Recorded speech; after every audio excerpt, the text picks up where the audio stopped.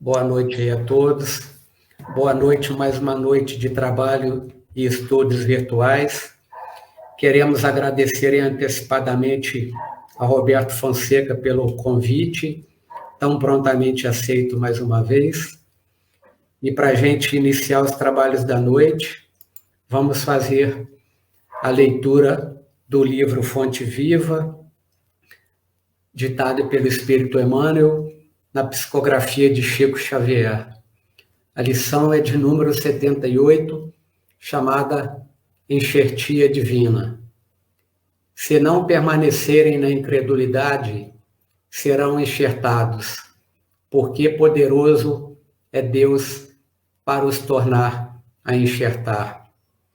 Paulo Romanos 11, 23. Toda criatura em verdade é uma planta espiritual, objeto de minucioso cuidado por parte do divino semeador.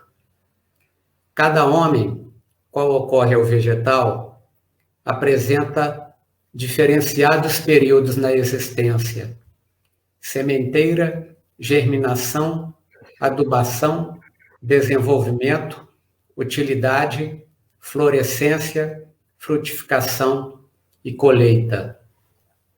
Nas vésperas do fruto, desvela-se o pomicultor, com mais carinho, pelo aprimoramento da árvore.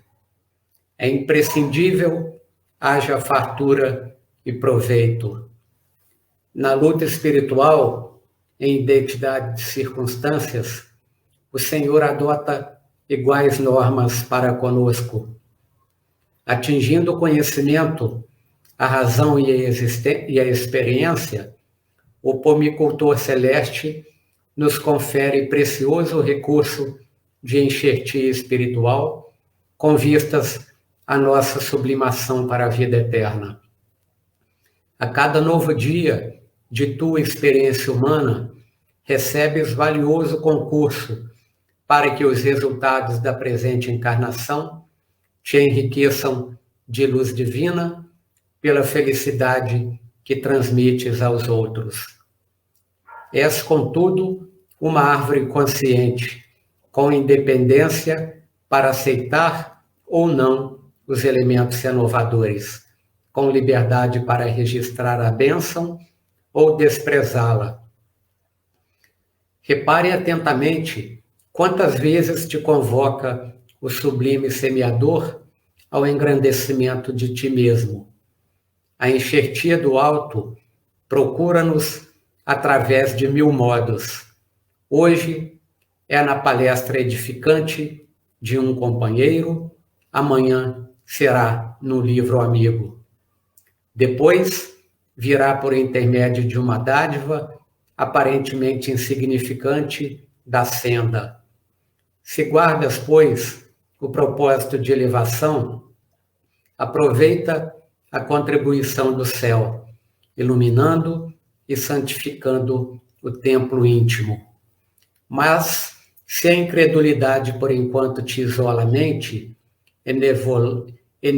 enovelando-te as forças do carretel do egoísmo, o enxerto de sublimação te buscará debalde, porque ainda não produzes, nos excessos do espírito, a seiva que favorece a vida abundante. Então, com essa belíssima lição de Emmanuel, vamos nos preparar para a prece, então, para que possamos abrir os trabalhos da noite. Mestre Jesus, mais uma noite de terça-feira, aqui estamos mais uma vez de forma virtual, prestes a iniciarmos uma palestra pública de forma virtual, Senhor, que as bênçãos divinas nos permitiu que assim possamos fazer. Contamos, Senhor, com a tua bênção, com a bênção dos seus abnegados trabalhadores e também com a permissão de Eurípides Barçanufo, patrono espiritual da nossa casa, o GAEB. Que essa noite, Senhor, possa ser de muitos ensinamentos e que nossos corações, Senhor, possam ser um terreno fértil e adubado para que a semente seja germinada e nós possamos fazermos realmente a semeadura do Evangelho em nossos corações. Pedimos, Senhor, a inspiração ao nosso irmão Roberto Fonseca para que ele consiga fazer a preleção da maneira que todos nós precisamos e que nós carecemos para caminharmos e para crescermos. Com esse pedido de bênção, então, pedimos permissão para iniciarmos os trabalhos da noite, dizendo graças a Deus. Então, Roberto, fique à vontade, a palavra está contigo. Daqui a pouco nós estamos aí de volta. Boa noite a todos, que tenhamos todos nós uma noite agradável de paz e tranquilidade. Eu sou Roberto Fonseca, do Centro Espírita Francisco Cândido Xavier, na cidade de Itatiaia. Uma casa pequenininha, agradável, imagino que mais ou menos igual ao Gaeb, bem ordeira, assim, as pessoas se dão muito bem, porque é uma casa pequena, poucos trabalhadores. E em tempos de pandemia também estamos fechados, assim como vocês, e trabalhando online. E hoje, essa palestra Espiritismo, Luz da Humanidade. O Cleber, você colocou aí pra gente, eu não estou enxergando aqui na... Ah, tá, agora tá indo, né? Ela demora um pouquinho. Isso. Deus, Espiritismo, Luz da Humanidade, o Consolador prometido por Jesus, antes dele partir, deixando os apóstolos, a doutrina consoladora, por enquanto, portanto, e que ela resume nessas palavras: Deus, Cristo e caridade, que são as nossas três bandeiras principais de trabalho para o auxílio às pessoas. Vamos voltar um pouquinho antes de 1857, volta em 1830, nos Estados Unidos, quando começam os chamados fenômenos espirituais.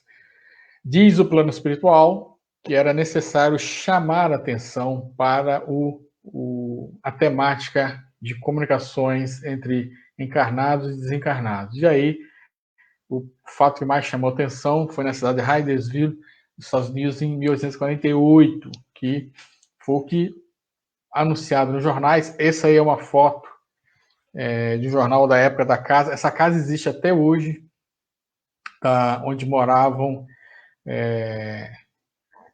essa família, e existia o espírito que habitava aquela casa e que se comunicou com essas duas meninas, e a partir daí se desenvolveu uma série de comunicações.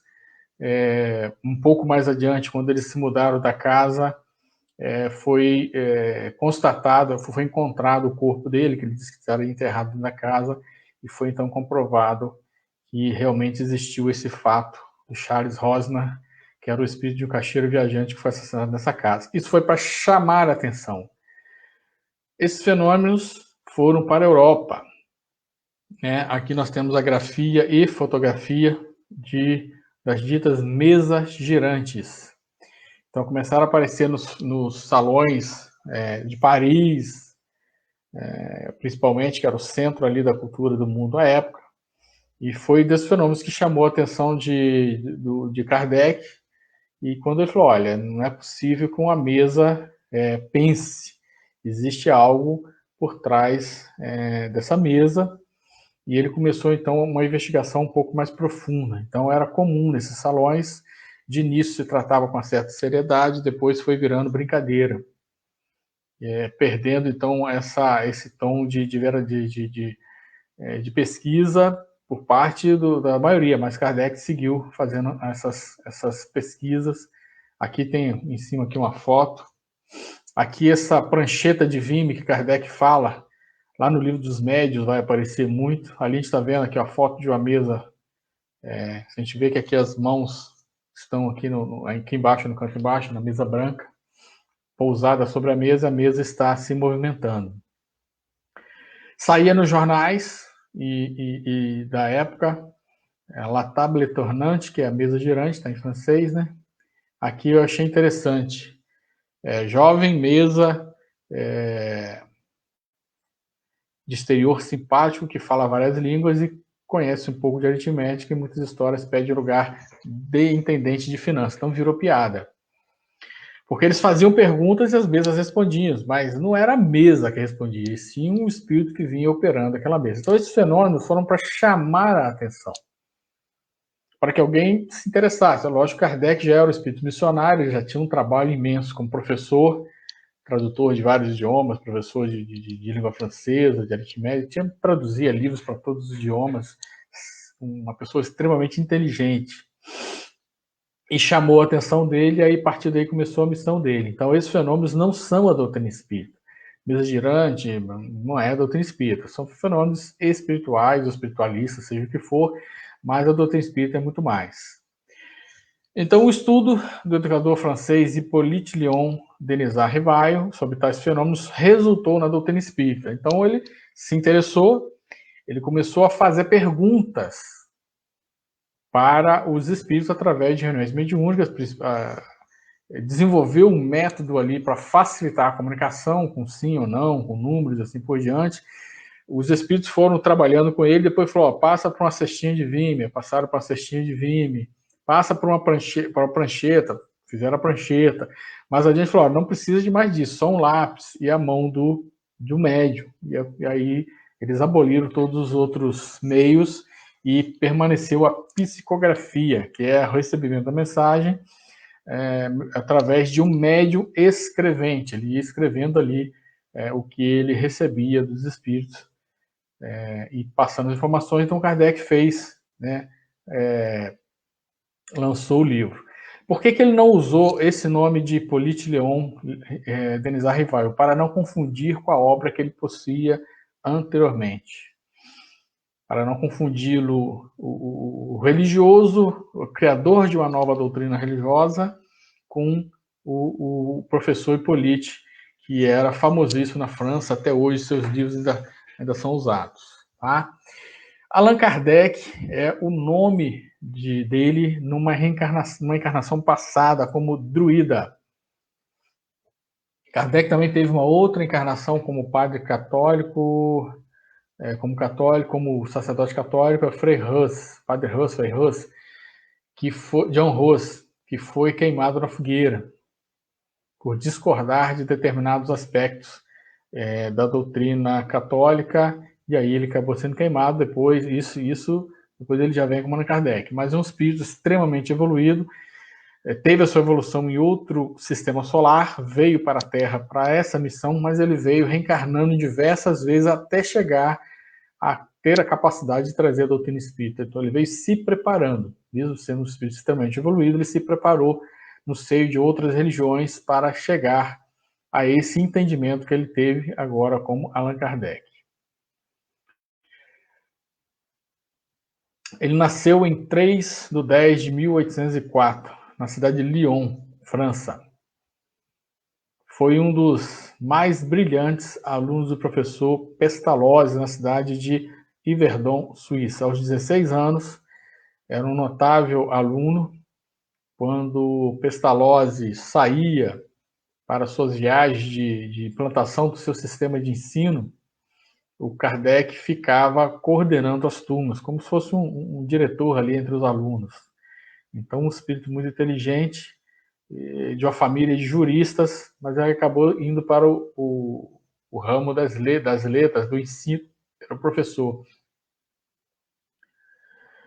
E aí, em 18 de abril de 1857, ele publica o Livro dos Espíritos, inicialmente com 501 perguntas e respostas. Então, para quem nunca leu o Livro dos Espíritos, é o livro base da doutrina espírita. Ele vem com essas perguntas, o Kardec faz a inscrição aos espíritos. O que é isso? Primeira pergunta, o que é Deus? Né? Como que é a evolução dos planetas e assim por diante da sociedade. Ele vai trabalhando todos os temas. Na sua primeira edição eram de 500 mil perguntas. Na segunda edição já eram 1020 perguntas, que atualmente são 1020 perguntas. Ele foi aprofundando, né, os seus estudos, algumas perguntas foram sendo, né, mais trabalhadas, e temos aí um livro maravilhoso, né? Todos devem ler esse livro, porque ele é a base da doutrina espírita. O que alguém falar contra o que está nele, está fora da doutrina espírita, porque ele realmente é a base de todo o pensamento espírita, trazido por uma equipe de espíritos notáveis, coordenadas por Jesus, através de médiuns, através de toda a equipe de trabalho de Kardec, que fizeram um trabalho maravilhoso. O que nós chamamos de codificação espírita são esses 5 livros. O Livro dos Espíritos, depois isso está na sequência de lançamento. O Livro dos Médiuns, o Evangelho segundo o Espiritismo, o Céu e o Inferno e a Gênese. Aqui embaixo eu acabei invertendo, né? Tá.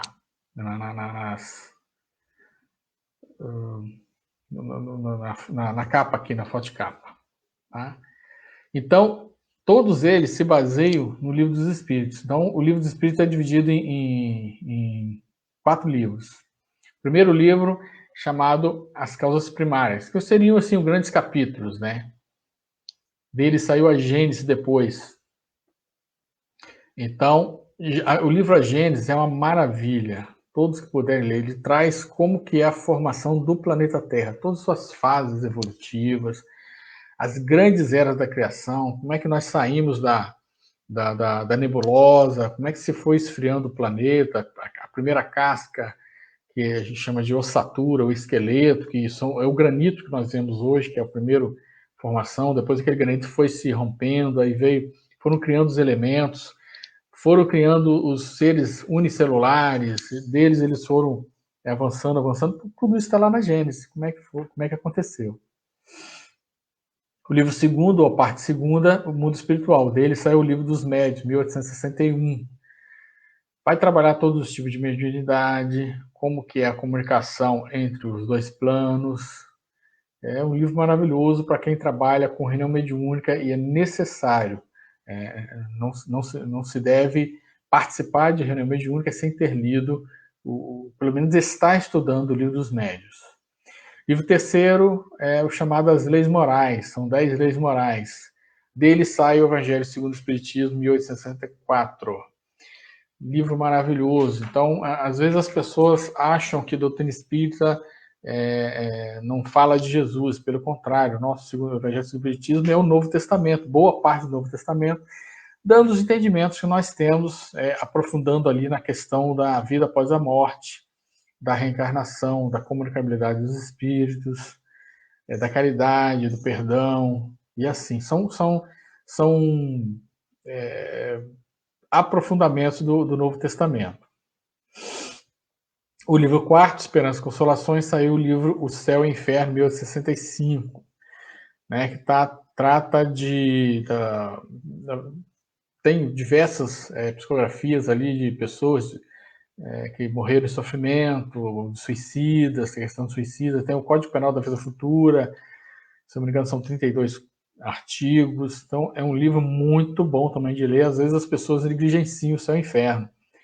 E interessante ao espírita conhecer os 5 livros, não apenas o Livro dos Espíritos e o Evangelho segundo o Espiritismo, que são os mais comuns da pessoa ter lido, mas é interessante que se leia pelo menos uma vez na vida todos os livros. Lá no Chico de Itatiaia, nós iniciamos, neste ano, em fevereiro, o estudo do Livro dos Espíritos, estudo online, né, com a turma. Mas esse estudo ele vai ser de toda a obra, os livros da codificação, e vai ser na sequência. Então, Livro dos Espíritos, o Livro dos Médiuns, nós já estamos lendo para quem estudando na reunião mediúnica que nós temos online, no estudo mediúnico, nós não temos a reunião mediúnica online, do estudo mediúnico. Aí vamos passar o Evangelho, o Céu e o Inferno e, por último, a Gênese, para que todos tenham conhecimento, tenham base, tenham condições, inclusive, de fazer palestras, né? A partir de um certo conhecimento, já dá para começar a trabalhar o pessoal. Chamamos de 3 aspectos da doutrina espírita. Filosofia, ela indaga Por que eu existo? Quem sou eu? Por que eu sofro? Pergunta, faz inscrições, põe a gente para pensar. O que eu vou deixar de bom nesse mundo quando eu desencarnar? O que eu fiz? Como que eu tratei a minha família? Como que eu tratei os meus amigos? Qual é a contribuição que eu estou dando para o mundo atual? O que eu vou deixar? Ciência explica, né? Existe milagre? Não, está lá. Perispírito, corpo espiritual, o que eu faço ao meu corpo de carne interfere no meu corpo espiritual e na próxima reencarnação vai refletir isso. Isso tudo está dentro da ciência, está explicando ali os diversos chamados fenômenos fantasmagóricos. Existem fantasmas? Não, são espíritos. Podem falar com a gente? Pode, está explicado ali no aspecto científico. E religião, ela consola. Muitas pessoas acham o espiritismo não é religião. Não está definido isso. Né? Você não tem uma definição. Eu acredito que sim. No meu entender, é uma religião. É uma doutrina filosófica. Não, é uma religião. Para mim, é uma religião, no meu caso. Então, consola. Quem vai lembrar das cartas consoladoras do Chico, as mães, diversas mães que iam até ele, que tinham perdido seus filhos, perdido seus maridos, ou os pais que perderam esposa, pais que perderam filhos muito jovens, assassinados, às vezes pelo suicídio, e o Chico consolava, assim como você, quando a gente lê um livro, às vezes está passando um problema sério, aí você, do nada aparece um livro na sua mão, você lê aquela história, às vezes um romance, e tem tudo a ver com a sua vida. Aquilo ali vai te consolar, aquilo ali vai te mostrar exemplificações de pessoas que tiveram problemas, mas superaram esses problemas. Tudo está nos livros espíritas. Quando você abre ali o acaso, às vezes o livro, ele te fala o que você está precisando naquele momento. Então, a espiritualidade trabalhando em cima do que nós vamos ler, do que nós vamos ter conhecimento naquele momento. Então, por isso, uma doutrina consoladora. Ela traz um consolo, ela traz esperanças novas, ela traz fé num futuro, num futuro bem melhor. Quem criou o termo espiritismo foi o próprio Allan Kardec. E ele disse, está lá no Livro dos Espíritos, para se designarem coisas novas, são precisos termos novos. Então ele ficou debatendo, como é que eu vou chamar essa nova doutrina religiosa? Né? O termo espírito já existe há muitas e muitas eras, então ele não é um termo novo. Da mesma forma que a mediunidade não foi criada pela doutrina espírita. A mediunidade ela existe desde que o homem é homem. Desde a época das cavernas, os homens, o ser humano, né, ele tem contato com os espíritos de uma forma ou de outra. A gente vai buscar lá nas pitonisas dos egípcios, dos gregos. Os romanos tinham seus templos em que os sacerdotes conversavam com os deuses. Esses deuses nada mais do que eram do que espíritos que coordenavam aquele grupo. Aquele grupo ali de civilização. Nada mais do que isso. Então, mediunidade e espírito sempre existiu. É inerente ao ser humano. Agora, ela organizada, trabalhada, mostrando o que é o que, aí foi com a doutrina espírita. Por isso Kardec designou espiritismo, que vem do espírito, do termo, da palavra espírito. Então foi isso que ele designou. Nós temos 5 conceitos na doutrina espírita, né? São 5 conceitos que vão nortear a nossa doutrina espírita. Primeiro é a crença em Deus. Então, para nós, está lá na pergunta 1, que é Deus. Deus é a inteligência suprema, causa primária de todas as coisas. Então, para nós ainda, Deus é algo muito longe da gente enxergar. A gente sabe que existe, para mim, pelo menos, sei que existe um Deus, criador do universo. A gente olha o tamanho do universo, o universo é imenso, bilhões e bilhões. Recentemente acharam um aglomerado de galáxias. Cada galáxia tem em torno de 100 a 200 bilhões de estrelas.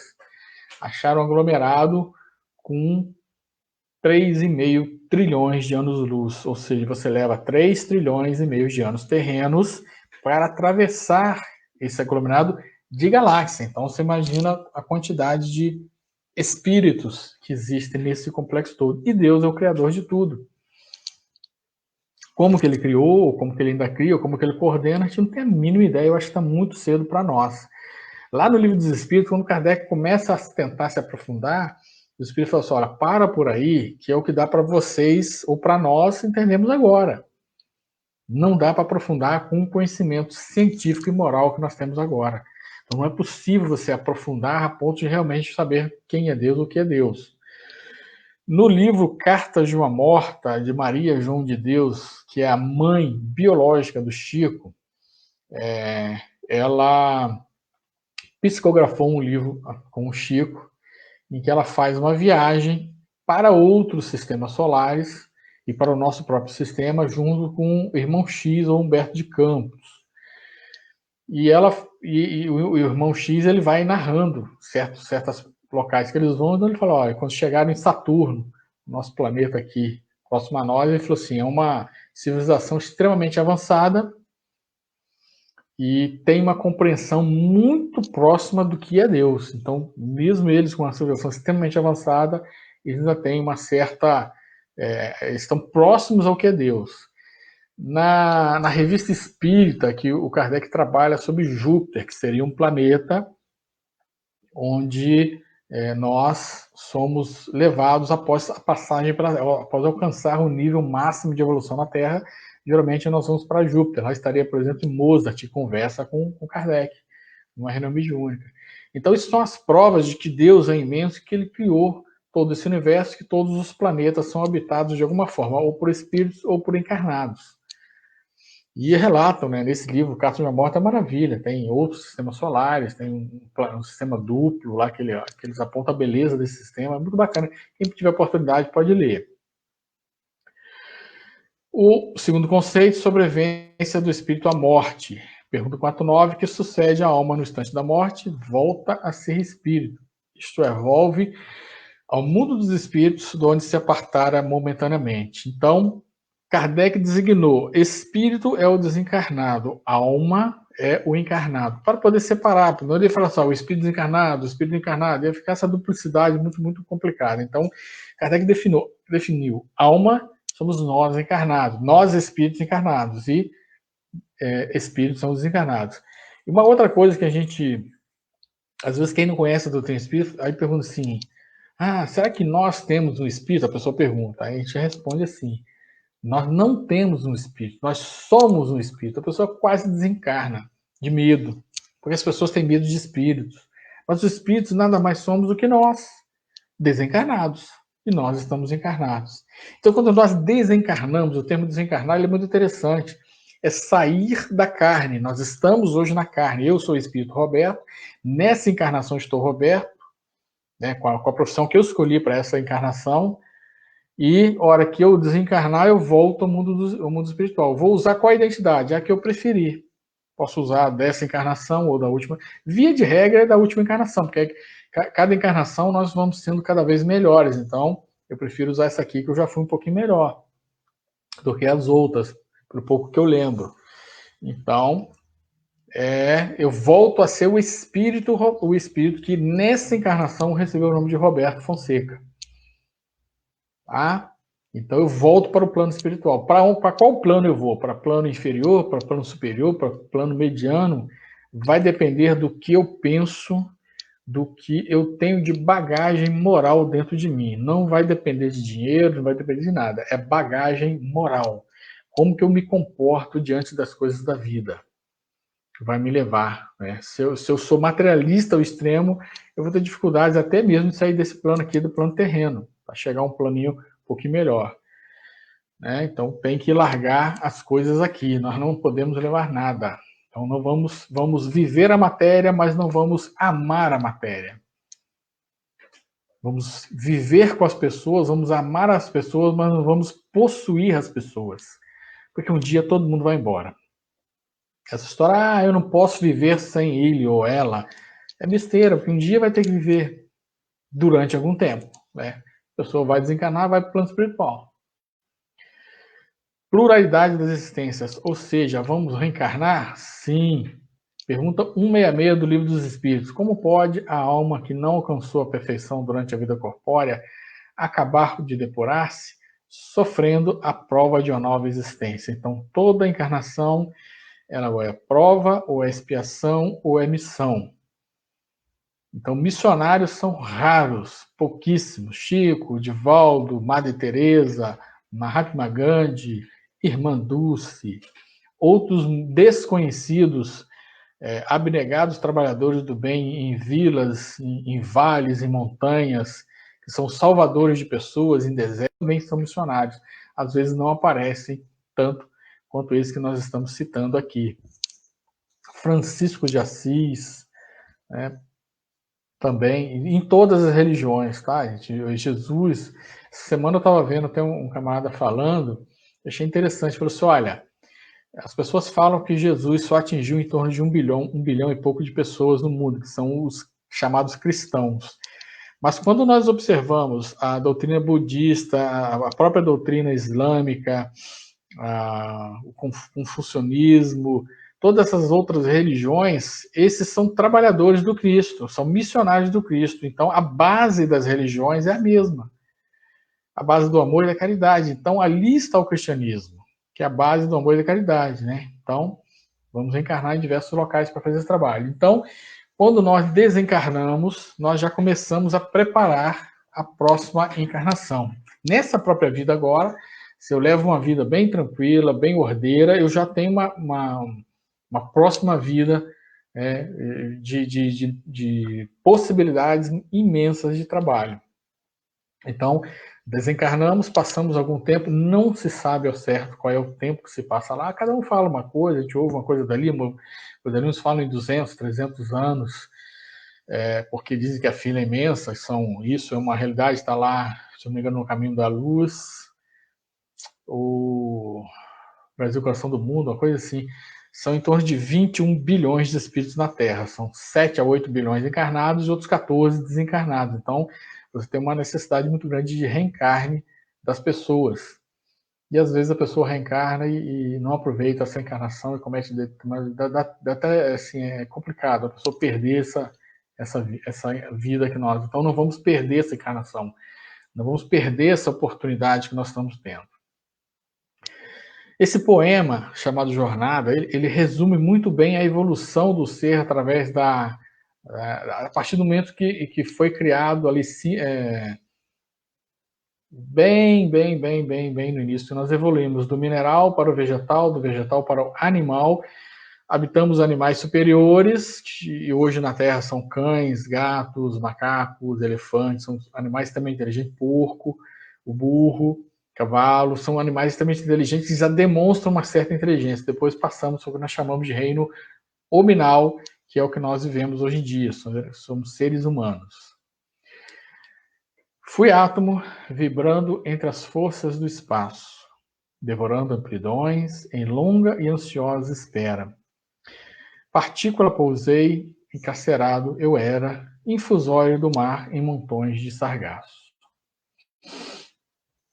Por séculos fui planta em movimento escasso, sofri no inverno rude e amei na primavera.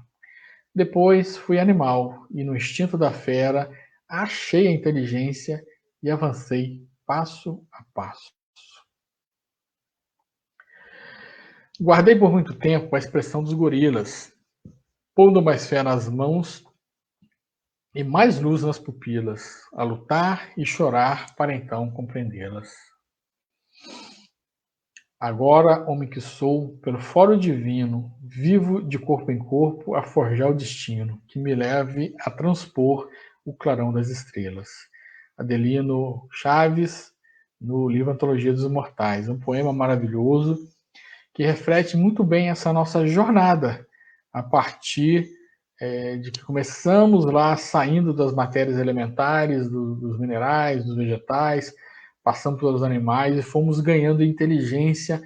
E no momento em que nós nos individualizamos, nos sentimos que somos um indivíduo e não um grupo, aí nós nos tornamos seres hominais, ou seja, somos categorizados a habitar corpos humanos, neste ou em outros planetas. Geralmente é um planeta primitivo, né? Não cabe mais na Terra esse espírito que acabou de se individualizar, porque a Terra já é um planeta praticamente de regeneração. Poucos anos aí para realmente implantarmos a regeneração. Então já passamos dessa fase primitiva, alguns milhares de anos atrás. Então não caberia mais. E os animais têm evoluído bastante. Temos notícias ali da África, de grupo de macacos que já fazem o culto do nascimento e do morrer do sol ao final da tarde. Então, é como se fosse o sol passou a ser um deus para eles. E quando nós voltamos às pesquisas, os primeiros seres inteligentes da raça humana também cultuavam o sol, o trovão, o relâmpago, a lua, os fenômenos naturais. Então, esse grupo de macacos está fazendo o mesmo. Significa que eles já estão atingindo o nível de percepção de si mesmos. E quem sabe aí já vão evoluindo para seres luminais.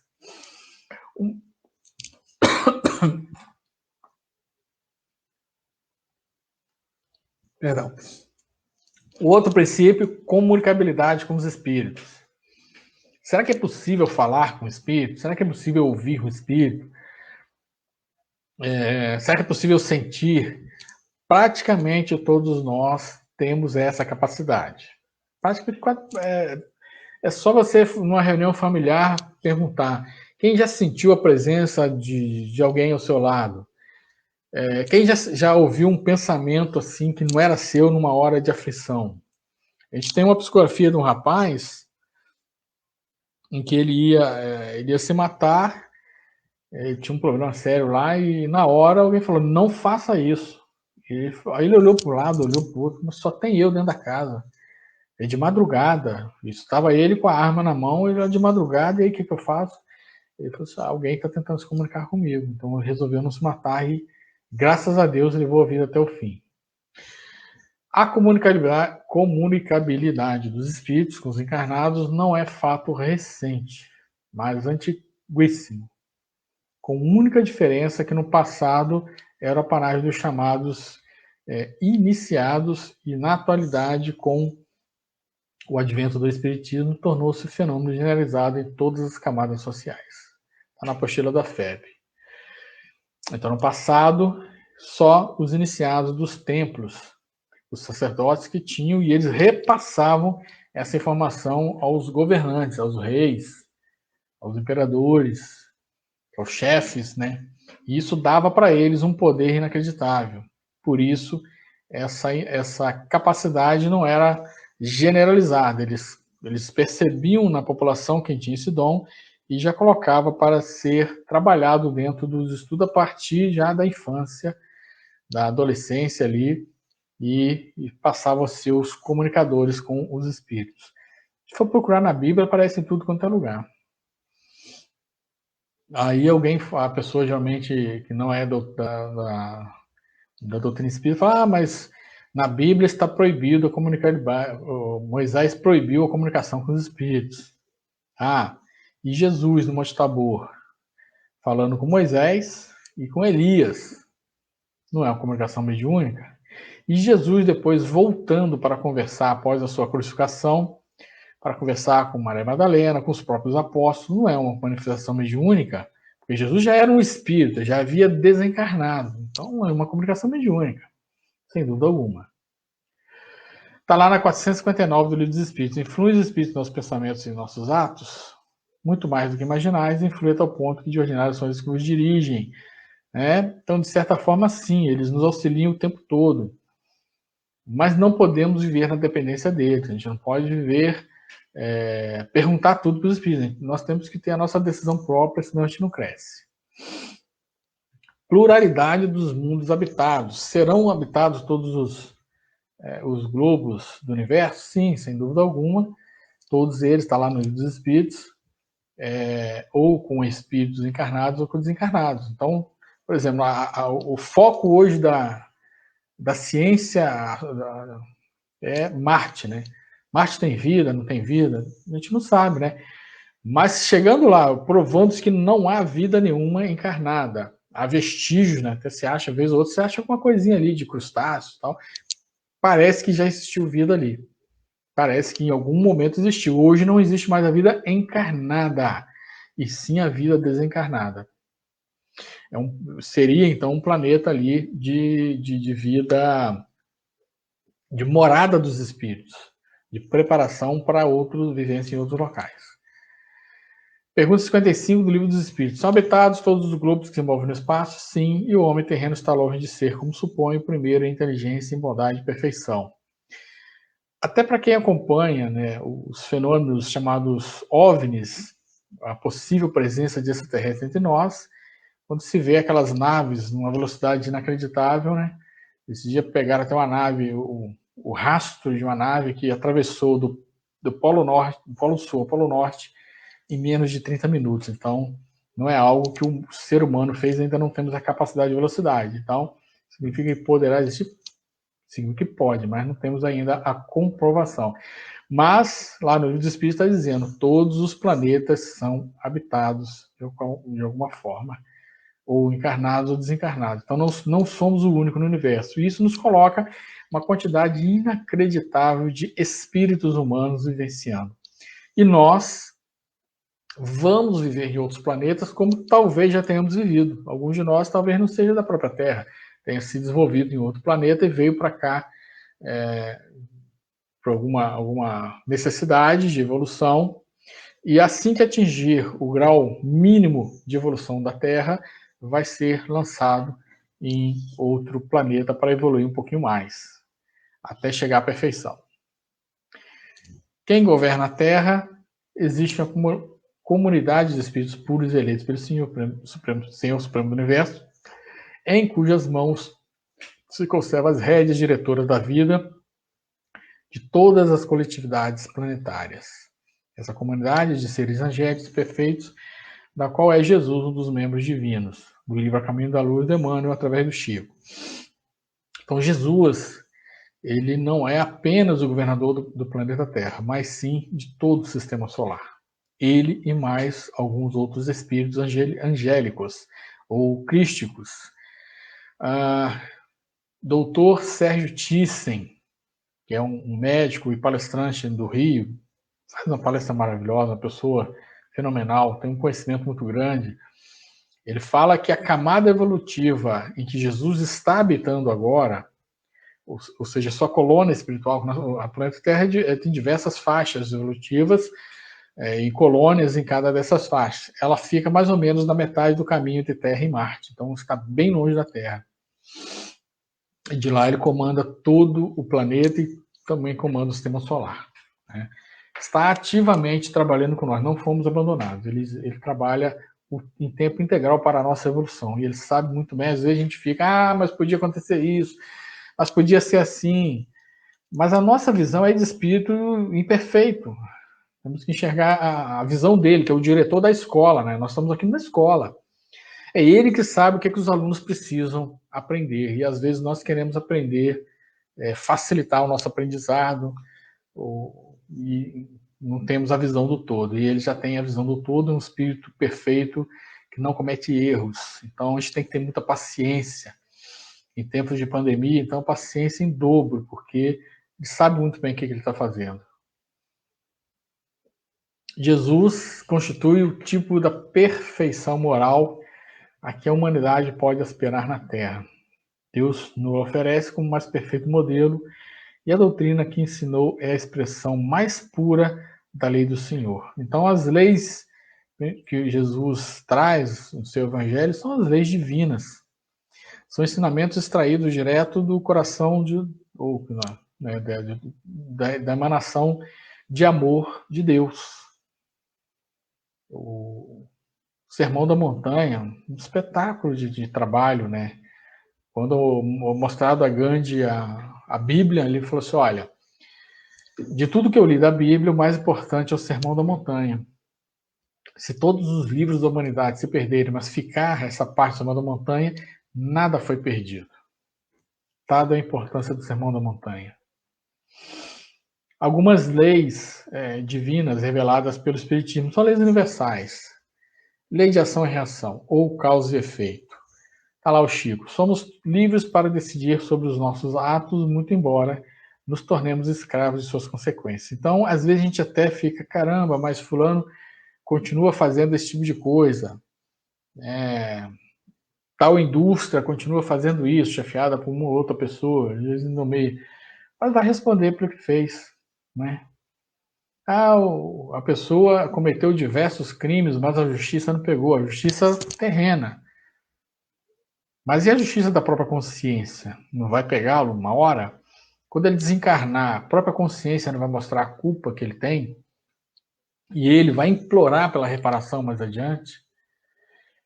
Então, a mãe falava, o plantio é livre, mas a colheita é obrigatória. Então, isso nos dá assim, caramba, eu preciso fazer a coisa certa, porque se eu plantar um mal agora, eu vou colher esse mal mais adiante. O resultado dele voltará para mim no futuro. Assim como voltou em diversas encarnações passadas para nós, ou ainda volta hoje nessas encarnações atuais.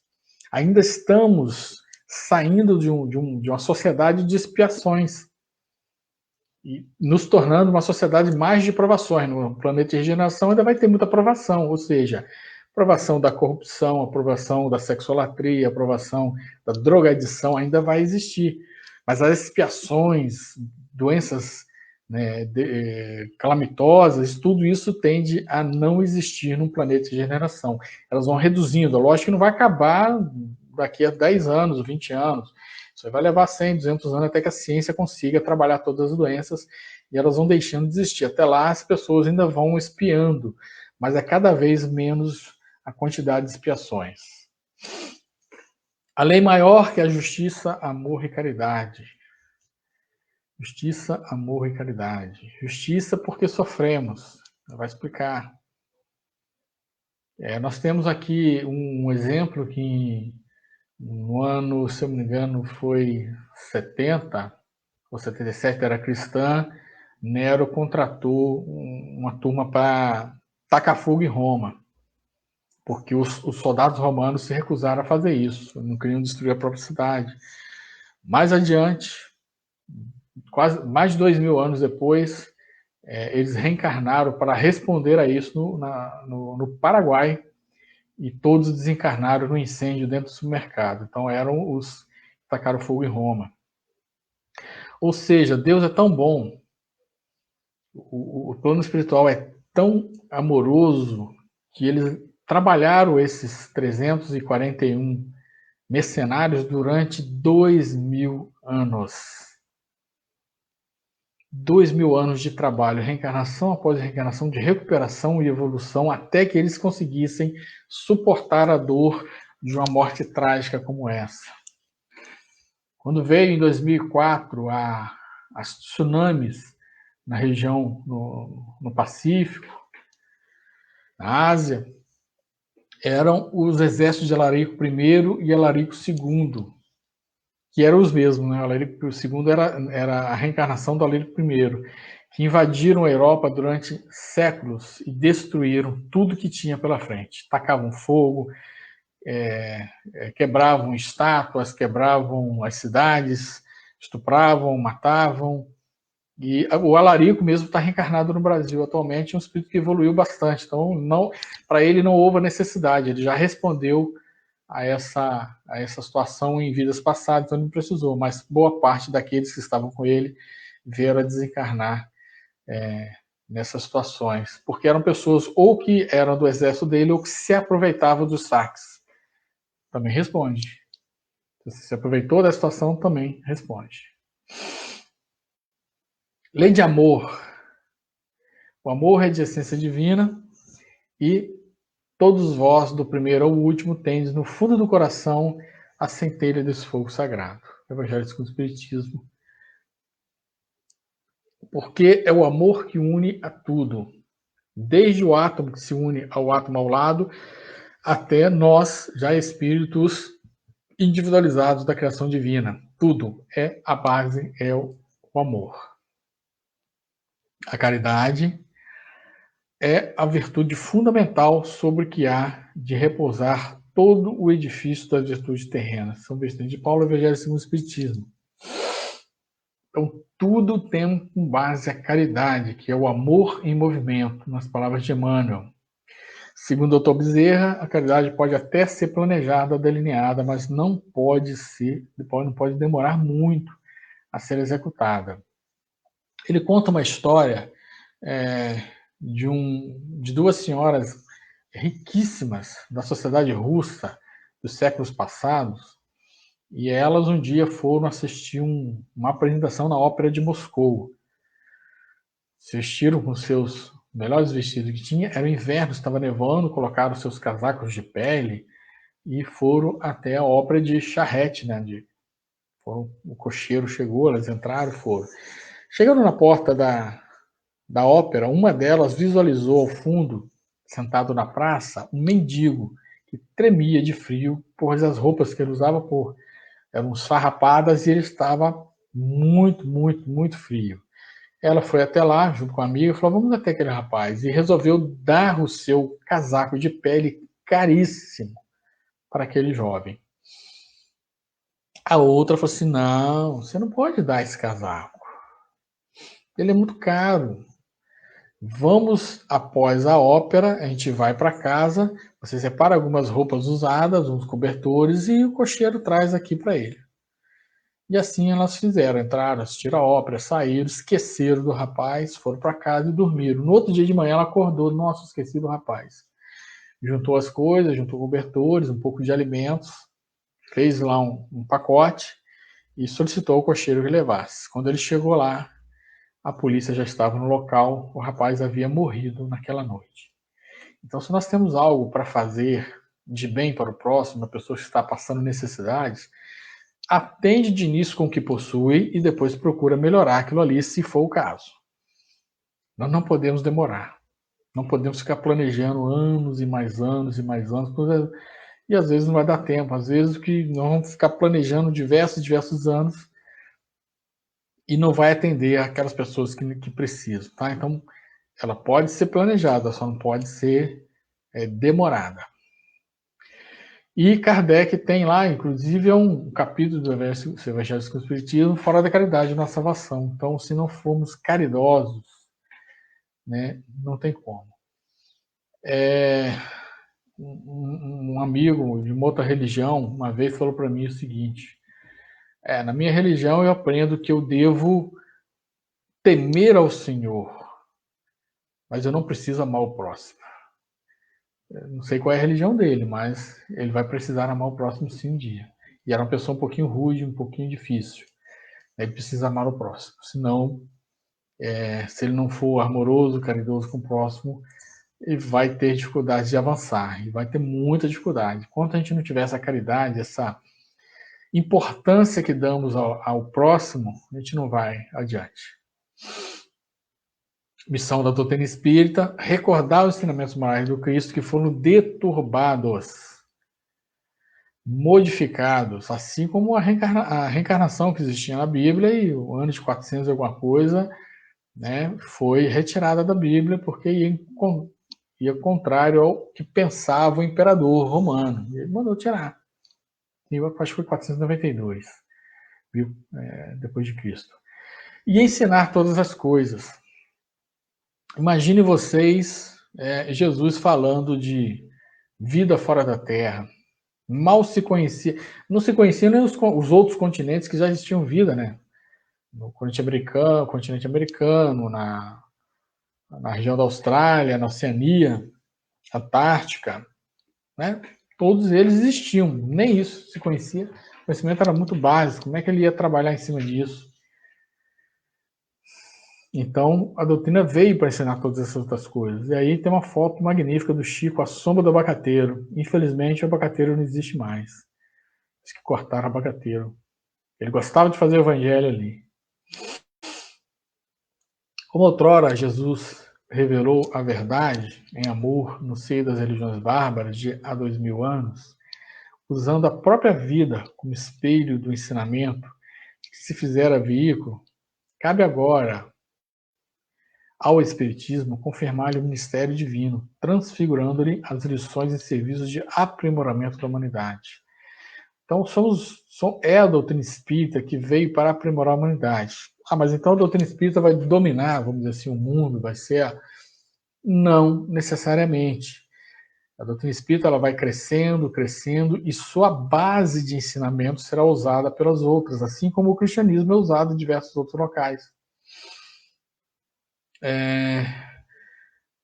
Tem um livro que o Dr. Sérgio Thyssen citou, que eu não me recordo mais, foi há muitos anos, em que ele fala que o planejamento futuro da Terra, tá, nesse livro, seria, por exemplo, a ONU seria transformada eles chamam de espiritocracia. Então, na ONU, seriam médiuns representantes dos países e receberiam as intuições ou as comunicações direto dos governantes de cada país. É coisa para 1.000, 2.000 anos aí, pelo menos, até aprimorarmos o ser humano para ser capaz de chegar a esse nível. Então, o futuro será muito bom para todos nós. Essa fase de expiação em provas é difícil. A pandemia veio para também dar uma balançada em todo mundo, para aqueles que sobreviveram à Covid, né?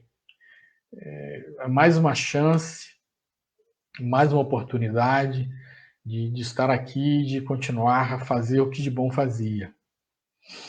O que é a Terra para nós espíritas? Institutos de ensinamento e aperfeiçoamento sob a direção e supervisão do Espírito Angélico de Jesus Cristo. Então, Jesus é o diretor da escola, do Instituto de Ensino. É ele que é o nosso diretor. E nós estamos em salas de aula, em turmas de aula. Cada ano é uma vida. Por que aqui estamos matriculados? Extinção da ignorância, revisão de culpas, resgate de débitos e eliminação de tendências inferiores. Cada vida vamos nos aprimorando. Todo ensinamento ensinamento bom, conseguimos angariar numa encarnação, ela não se perde para as outras. Então, tudo aquilo que aprendemos de bom permanece conosco e vai sendo utilizado nas demais. Algumas profissões que aprendemos numa encarnação não utilizamos em outra. Então, a gente pode ter sido músico, pode ter sido astrônomo, médico, porteiro, fazendeiro, trabalhador de fazenda. Eu já tive uma encarnação de trabalhador braçal de fazenda, trabalhando ali a terra, aprendendo a mexer com a terra, né? E nessa não tem usado, né? Mas está guardado dentro do subconsciente e um dia vamos usar esses ensinamentos em missões maiores junto aos nossos amigos espirituais. Quem são nossos colegas de turma? Nossos parentes, companheiros, amigos, pessoas afins com as quais travamos contato no dia a dia e pessoas não afins também. Foi para a nossa revisão do passado. Então, os casamentos nem sempre são maravilha. A filiação, às vezes vem na nossa família alguém com quem a gente não se afiniza, mas é preciso se afinizar. É preciso quebrar esse laço de ódio, rancor do passado e transformar isso num laço de amor. Como você faz isso? Então, aqueles que não se deram muito bem numa vida retornam como irmãos, ou pai e filha, mãe e filho, mãe e filha, para que o amor maternal, o amor filial, consiga reverter aquele ódio do passado. Então, assim que se faz. Então, a nossa sala de aula são os nossos amigos e parentes. E é a sociedade que vivemos. Nossos fiscais são os nossos adversários. Estão o tempo todo de olho. Porque eles olham assim, esse rapaz vive fazendo palestra, mas ele é o mesmo lá do passado que me assassinou, que me traiu, me enganou. Ele é o mesmo, e eles vão ficar. Enquanto eles não se convencerem disso, né? No ano de 2019, veio aqui na cidade de Resende o Divaldo Franco. No Teatro da Man, houve uma palestra maravilhosa com ele. Depois, numa reunião mediúnica, recebemos uma informação de um grupo de espíritos que eram perseguidores, ou seja, adversários da doutrina espírita. Era um grupo religioso, de religiosos que estudavam e que tentavam achar algum erro. E o rapaz falou o seguinte: naquele dia, quando nós chegamos, o que eu vi foi um senhor praticamente bem idoso, dos seus 90 e poucos anos, cansado de atendendo a todos com um sorriso no rosto. Aquilo quebrou a minha aversão que eu tinha pelos espíritas. E é assim que acontece no dia a dia. Aquele adversário, ele vem até nós com a imagem que ele tem nossa do passado. Aí chega e vê você auxiliando numa obra de caridade. Como é que o Divaldo fez? Ele teve um perseguidor por 30 anos lá em Salvador. O dia que ele adotou o espírito reencarnado da mãe daquele adversário, ele quebrou o cara. E o cara falou, não tem como eu te odiar, você resgatou a minha mãe. Minha mãe estava abandonada na rua. E você foi lá e resgatou. Então é assim, é através dos nossos atos de bondade que nós vamos mostrando para os nossos adversários que nós somos outros. A maioria vai se convencer, vai ficar um ou outro que depois, quando desencarnar, a gente vai ter que conversar pessoalmente, porque às vezes o cara não consegue se convencer agora. Então isso acontece, né? Mas aí é com eles, não é com nós. Círculos das lições, as provas necessárias nos múltiplos setores da experiência humana. Então todas as nossas provações, a prova da corrupção, a prova da fidelidade, a prova da verdade e assim por diante. Provas de saúde no trabalho e relações mundiais também, e a banca de exames, o coração, a consciência de cada um. Porque ninguém vai nos julgar, somos nós que nos julgamos. Quando a gente desencarna, vem tudo à tona. O que eu fiz, o que eu deixei de fazer. Penalidade para os alunos relapsos, repetência de todas as lições mal oratadas e reencarnações no futuro, ou seja, volta no mesmo ponto onde parou. Ninguém regride. Não há regressão. Mas a pessoa ela comete diversos delitos, mas esse é o estágio atual dela, ainda de cometer delitos. Não é que ela regrediu. Na próxima encarnação, ela volta para aprimorar esse estágio. E não para. Às vezes ela repete, ela volta na outra e até a hora que ela muda. A hora que ela mudar, ela vai mais adiante para outra turma de aula. Promoções, mudanças felizes, responsabilidades maiores, encargos mais altos, direitos à continuação do próprio burilamento para a conquista da felicidade imperecível em novos estágios evolutivos, seja na Terra ou em outros mundos. Então, vamos recebendo cada vez mais missões de importância junto ao plano espiritual, junto às governanças planetárias, de acordo com que a gente vai evoluindo. Término do ano letivo, a desencarnação. Então, isso é baseado no texto do Emmanuel, através do Chico. Acabou o nosso ano letivo, desencarnamos, vai depender de nós esse momento de desencarnação. Se a gente se tratarmos mal o corpo físico, vamos desencarnar um pouquinho mais cedo. Se preservarmos o corpo físico, ou se tivermos um trabalho de muita importância para o mundo, até um prolongamento, como já aconteceu com o Chico, com o Divaldo, acontece com o Raul Teixeira, um prolongamento dessa encarnação, desse período de encarnação, para aproveitar mais ainda o trabalho que vem realizando. Então, desencarnou, terminou no letivo, e já começamos a pensar na próxima encarnação, até que chegamos à evolução tal que não vamos mais necessitar reencarnar. Missão da Casa Espírita. O Centro Espírita foi feito para evangelizar, consolar e esclarecer. É a função básica da Casa Espírita. Temos outras tarefas, sem dúvida alguma, mas o básico que não pode faltar na Casa Espírita é evangelizar, consolar e esclarecer.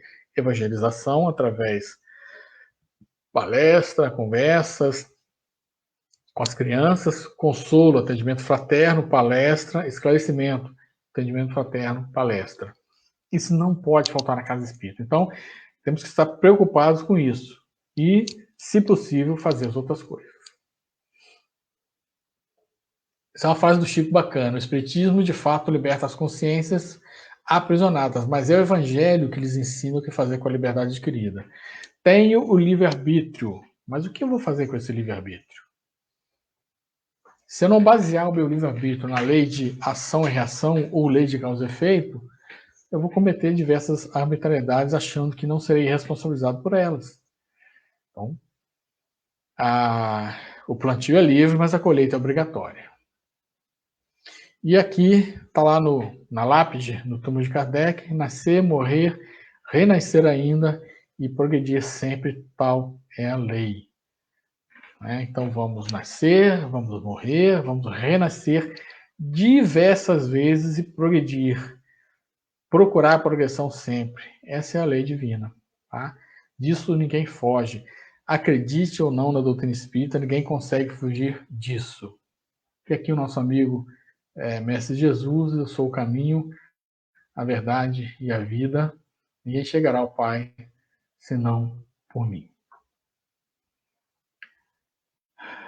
Então a gente, para encerrar esse trabalho, nós vamos fazer uma prece, agradecendo sempre ao nosso Mestre Jesus, agradecendo a espiritualidade amiga que nos auxilia nessas tarefas, agradecendo ao amigo espiritual, mentor do GAEB, pela oportunidade de estar falando com vocês mais uma vez e desejando que os ensinamentos tenham sido trazidos até todos nós, para que possamos seguir adiante, pautando a nossa vida com base nos ensinamentos da nossa gloriosa doutrina espírita, procurando amar, respeitar, crescer e poder contribuir um pouco mais com a evolução do nosso planeta. Que a luz do nosso Mestre siga conosco hoje sempre, que assim seja.